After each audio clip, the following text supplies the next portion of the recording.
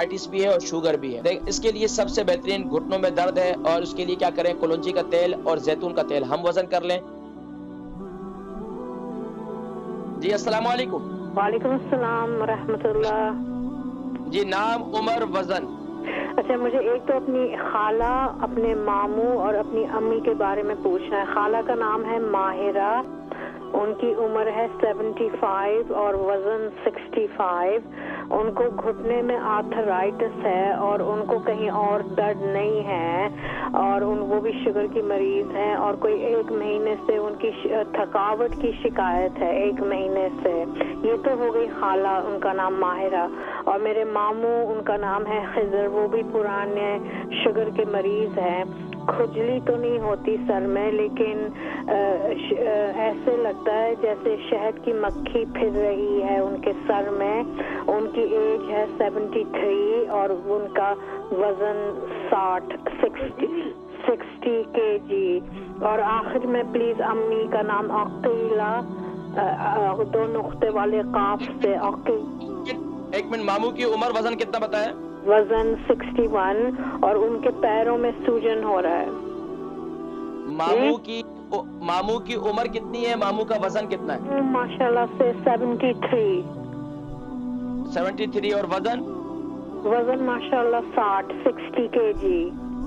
اچھا ٹھیک ہے. میں نے ان کی خالہ جو ہے ماہرہ, ان کی عمر 75 ہے اور 60 kg ان کا وزن ہے, اور 65 kg ان کا وزن ہے.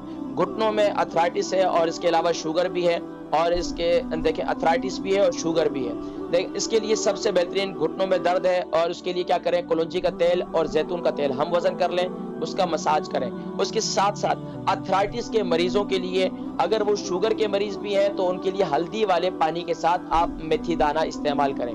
اگر شوگر نہیں ہے تو پھر تو آپ اس کو دودھ کے ساتھ, ہلدی والے دودھ کے ساتھ استعمال کریں. لیکن یقین جانیے کہ یہ میتھی دانہ اتنا مفید ہے کہ میں آپ کو بتاؤں, احادیث طیبات کے اندر اس کو حلبہ کہا ہے, لیکن فرمایا کہ سونے کا بھاؤ, اس کے سونے کی قیمت کم ہے, اس کی قیمت زیادہ ہے. تو یہ ذہن میں رکھیں, اس کو آپ استعمال کریں. اتھرائٹس کے جتنے مریض ہیں, جوڑوں کے درد کے جتنے مریض ہیں, وہ شوگر کے مریض ہیں, میتھی دانہ ہلدی والے پانی کے ساتھ رات کو استعمال کرنا نہ چھوڑیں.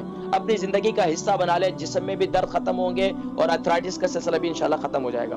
ایک اور ان کے ماموں ہیں, 73 kg ان کا وزن ہے, اور 73 ان کی عمر ہے, 60 kg ان کا وزن ہے.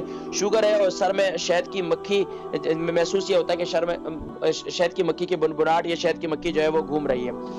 دیکھیں اس کے لیے کیا ہے کہ سر کا مساج کریں, اور ان کو کوشش کریں کہ ان کو کہیں کہ اگر زمین پر سجدہ کر سکتے ہیں تو اپنا سجدہ جو ہے وہ لمبا کریں جتنا ہو سکے, کیونکہ سر میں خون کا دوران نہ ہونے کی وجہ سے یہ کیفیت ہوتی ہے. تو اس کے لیے اگر وہ برداشت کر سکیں تو کلونجی کا تیل ناک میں ڈالیں, کلونجی کا تیل ناک کے ایک بانسے میں ڈالیں, پھر دوسرے میں ڈالیں, تو انشاءاللہ العزیز آپ یہ دیکھیں ان کی سر کی تکلیف ختم ہو جائے گی. یہ کلونجی کا تیل زبردست چیز ہے.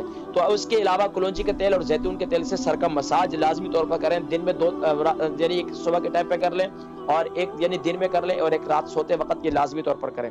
اس کے ساتھ ساتھ ان کو کہیں ناف میں تیل ضرور لگائیں, اپنے ناف کے اندر کلونجی کا تیل ضرور لگائیں, اس سے کافی ان کو افاقہ ہوگا انشاءاللہ.